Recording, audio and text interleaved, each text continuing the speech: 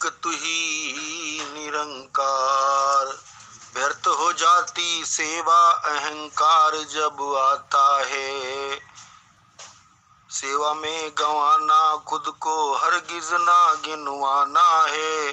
तन्मयता से अनुशासन में सेवा करते जाना है। सेवा करते हुए हमें अपने आप को एक तुच्छ अदना सा सेवक मानना है।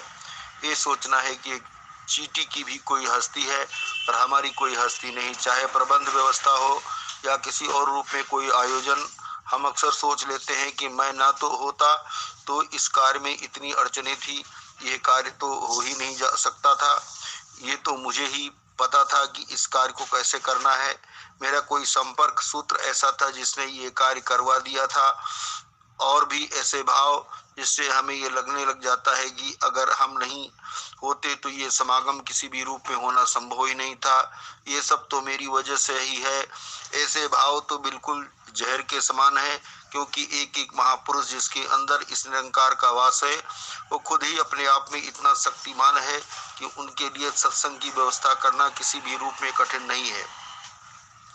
अगर हम अपने आप को गिनवाने लग जाएंगे कि हमारी वजह से यह संभव हुआ है तो हमसे बड़ा और कोई मूर्ख नहीं है।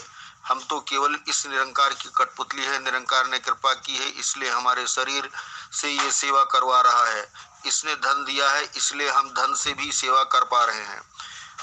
जहाँ सेवा का जिक्र आता है वहाँ तन्मयता और अनुशासन ये दोनों शब्द भी साथ ही होते हैं। सेवा का जज्बा अपनी जगह पर कैसे उसको अनुशासित रूप में कायदे से किया जाए। जब औरों को सहूलियत के लिए हम सेवा कर रहे हों तो अपनी मर्जी नहीं चलानी, चेतनता जरूर रहना है, लेकिन जिस तरह सेवा करने को कहा गया है उसी तरह करें। लकीर के फकीर वाली बात भी नहीं करनी कि कुछ ऐसा दिखाई दे रहा है जो ठीक नहीं है, लेकिन हम ये सोचकर उसे ठीक नहीं करते कि मेरा सेवा तो कहीं और है, ये मेरी सेवा नहीं है। हमें उस समय अजागरूक भी रहना है और जो कार्य गलत हो रहा है उसे ठीक भी करना है। साथ में मर्यादा का भी ध्यान रखना है। हमें अपने आप को एक व्यवस्था में ढालना है ताकि किसी कार्य को ऐसे करें कि कोई आपाधापी ना मचे। हमें ध्यान रहे कि कहीं हम अपने मन की सुनकर खुद ही परेशानी और अशांति के कारण ना बन जाएं। चलती संगत में खुद ही हम मर्यादा को ना तोड़ दें। ये बात भी बहुत ही जरूरी है कि संगत के विधि और विषेध को याद रखते हुए ये सेवा करनी है। सेवा फलदायक न रहती कर्ता भाव के आने से सेवा करते हुए हमें उसके फल की इच्छा नहीं करनी। अगर हम फल की इच्छा कर रहे हैं तो हमें सेवा करने का आनंद प्राप्त नहीं होगा।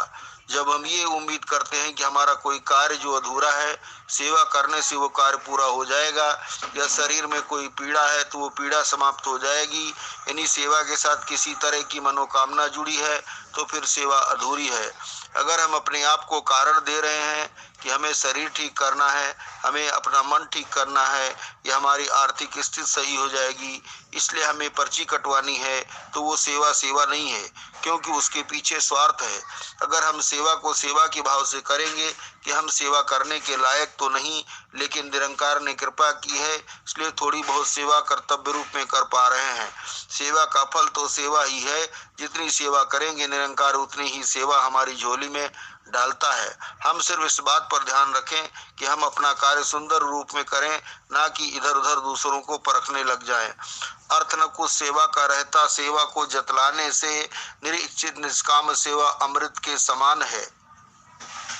अगर हमने कोई कार्य किया और फिर उसका ढिंढोरा पीट दिया था, या महापुरुषों के साथ जिक्र भी किया कि देखो ये कार्य हमने किया है, नहीं तो इस कार्य का होना संभव ही नहीं था, जब हम ऐसी भावना मन में रखेंगे तो वो सेवा नहीं है, फिर तो हमने सिर्फ दिखावा किया है।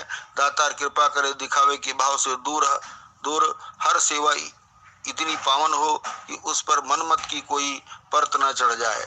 निरीक्षित निष्काम सेवा अमृत के समान है। ये सेवा की तुलना अमृत से की गई है। ये अमृत के समान पावन है, इसलिए सेवा करने के लिए हमारा मन भी पावन होना चाहिए।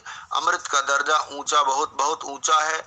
इस अमृत को जो पी लेता है वो जीवन मुक्त हो जाता है, जिसको कह देते हैं वो अमर हो गया। ऐसे ही जब हम इस निरंकार के साथ जुड़कर निरंकार में ही लीन हो जाते हैं तो अमर हो जाते हैं। क्योंकि निरंकार ने सदैव रहना है। जब हम निरंकार के एहसास में सेवा करते हैं तो वो भी अमृत के समान पावन होती है। निरंकार जैसा हमें चलाना चाहता है वैसे ही हम चलते जाएं। हम हर हाल में सेवा और शुक्राना करते जाएं। कई हरदेव गुरु का इसमें छुपा हुआ वरदान है। यहाँ हमने संपूर्ण हरदेव वाणी की ये पंक्ति भी सुनी। स्वयं सदगुरु बाबा हरदेव सिंह जी महाराज कह रहे हैं कि गुरु का वरदान है सेवा। जहाँ सेवा और सेवा की दल की बात आती है तो स्वयं राजमाता जी ने और बाबा हरदेव सिंह जी ने सेवा दल की वर्दी पहनकर सेवा की है। जब वो संगत में स्टेज पर भी विराजमान हुए तो हम चाहे वर्दी में सेवा कर रहे हैं, पर इससे बड़ी सेवा तो वो थी जो सदगुरु बाबा हरदेव सिंह जी महाराज, सदगुरु माता सविंदर जी और राजमाता जी करके गए। कितने कितने घंटे स्टेज पर बैठने की सेवा।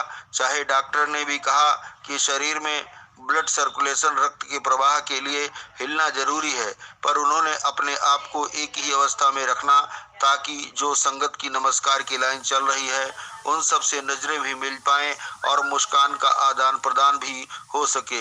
ना नींद का ध्यान, ना खाने की परवाह। इनकी जीवन की प्राथमिकता सेवा, सुमरन और सत्संग ही थी।